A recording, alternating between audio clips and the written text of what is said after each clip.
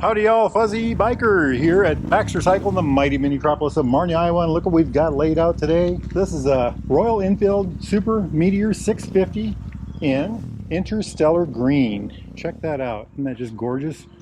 Triple tone paint. It's got the green here, a gold stripe, the black through the side, beautiful chrome badge. Check that out. Isn't that just gorgeous? Lovely seat. All that paint carries through to the fenders.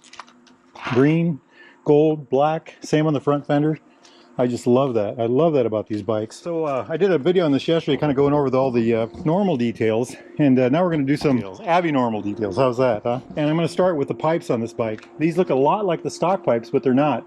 These are actually AEW pipes without the baffles in there, and they really make quite a good sound. So let's spark those up and see what we got. 5, 4, 3, 2, 1. The bike's kind of covered in dirt because we just test drove it, and it's a rainy day here in the old mighty Minicropolis. I love it. I love it. It's only had a few miles put on it, so the it's still breaking itself in. Beautiful sound. Beautiful sound. So now let's jump over to the front of the bike. I'll start with the inverted forks. First bike from Royal Enfield to have inverted forks. I think these are 43 millimeter. They've got little covers over them. I think that's a very nice detail. I think forks should always have covers over them, protectors, gaiters, something like this. Very nice. An interesting thing here is how this runs down directly underneath. The axle's directly underneath this. It's not leading or trailing. I like that feature. It looks like a very large disc. I think it's a 320 millimeter. Beautiful ABS, dual pot caliper. Now something I noticed about the rear, this is a 300 millimeter rear disc, but look at this also, dual pot caliper on the rear. I think that's the first Royal Enfield I've seen with that. And actually, most bikes I see have a single pot caliper on the rear. Another thing is the alloy wheels. And I want to turn this the other way. We'll take a look at it from the other side. I've really been intrigued by these. I've been looking at them online. So it's a star. Heavy spokes, 5 heavy spokes, 5 light spokes. So you get the benefits of 10 points, 10 spots. But you still get the airiness of the thin and the heavy dutiness of the heavy, the thick. And I like the way they've done that. There's a lot of detail there. Very well done on their part, I think. The oil cooler is kind of an interesting thing on this one too. We're going to be hearing a very loud motorcycle here in a minute. But look at this. It's the same oil cooler as on the Interceptor and the Continental GT. But this has a frame around it. And there's kind of a grill to it. It's still warm. Isn't that kind of neat though, how they did that? It's dressed up a little bit, I guess I would say.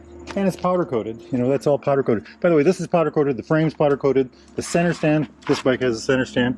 It's powder coated. Jumping up, I'm just following my list here. This gauge, which looks like the same gauge as the Meteor, is actually about 3/8 or half an inch larger than the one on the Meteor. So it's a slightly larger one. That, my friends, is a race bike. It's a Triumph Trident in a special frame. We'll do a video on that soon. It's a very very nice gauge. And then another thing to point out about this is it has an oil pressure light, and it has a battery light. Jumping over here, we've got the tripper nav system. That also looks different than the other one, although I think it's the same size, but I love the detail in there, and I can't wait to use this. We'll take a bike on a trip here pretty quick. Going back to the forks real quick, see the Showa detail right there on the top? I like it. Let's jump over to the levers real quick. This is another Easter egg, or another plus, I would say. So the normal 350s all have this kind of a curved grip, stylized up here, rounded. These are slightly larger, and they're adjustable for throw. You can adjust this distance here by pulling the grip back and turning this knob right here. If we turn it all the way in, we get the maximum distance here, and if we pull it back, we turn it all the way out, we get the minimum distance here, and that's kind of a neat touch. I also like these Amel or Amal style grips, and I like the way that they've detailed them with the Royal Enfield. Amel was a company, or Amal was a company that made grips years ago that kind of looked like this. So sticking up here, another little detail that's going to be kind of hard for y'all to see. We'll do it in this mirror. Both mirrors have this. Right down here in the bottom, I don't know if y'all can make it out, but it has the Royal Enfield emblem, symbol right in there. It's kind of like this one right here, but it's just a little tiny micro dot on there, maybe 1/4 of an inch long, and both mirrors have it. It's just kind of hard to see, but it's there. Sticking to up front, we've got this LED headlight and LED tail light, and kind of look at that. Little lights here. You have to run the bike to get the full headlight. So that's the low beam up here. These are your driving lights. And then when you hit the high-low, you can see the lights at the bottom here. I think y'all can see that. I like it. And by the way, this is the rocker switch for the high-lows right here. And it has a pass to flash function. So you want to pass, you push it over like that, and it gives them a signal, you know. Very nice, very nice. Jumping back a little farther, and this is kind of a unique feature, and it's a big deal to somebody like me, kind of a bike nerd, I guess. But see this loop in the frame here? That's a traditional thing that goes back to a lot of the old Royal Enfield motorcycles with these little ears out here that hold the shock. I mean, that goes all the way back to the 30s somewhere. And I think that's a really neat characteristic that they brought into the new bike. Very good on their part.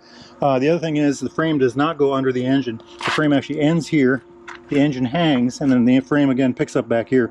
So the frame starts here, goes up around like this, over the top, back down, and stops here. There's no frame between here and here. It just kind of hangs in there. And then something I noticed here earlier was this little plate, and I think that's a really neat dress-up plate. And while we're down here on the far side of the motorcycle, check out this blackish cover.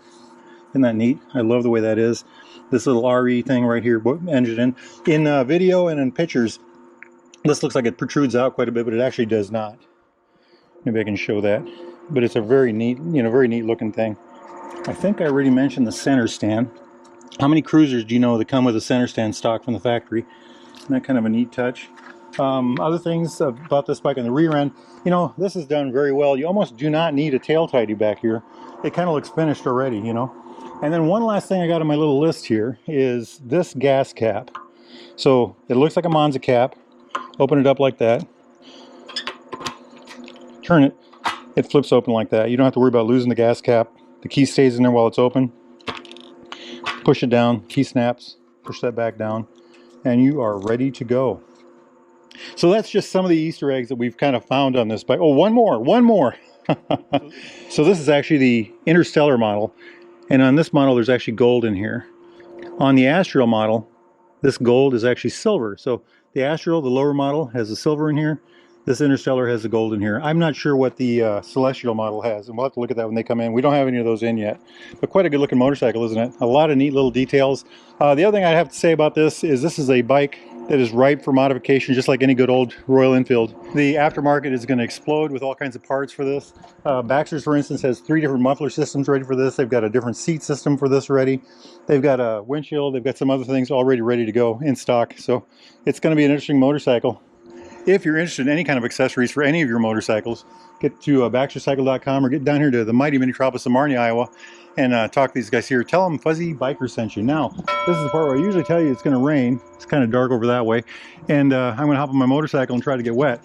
However, today I'm in my truck, so I don't have to worry about that. Now, if it's nice for you, get out and ride, my friends. Life is good. Life is good. Wahoo!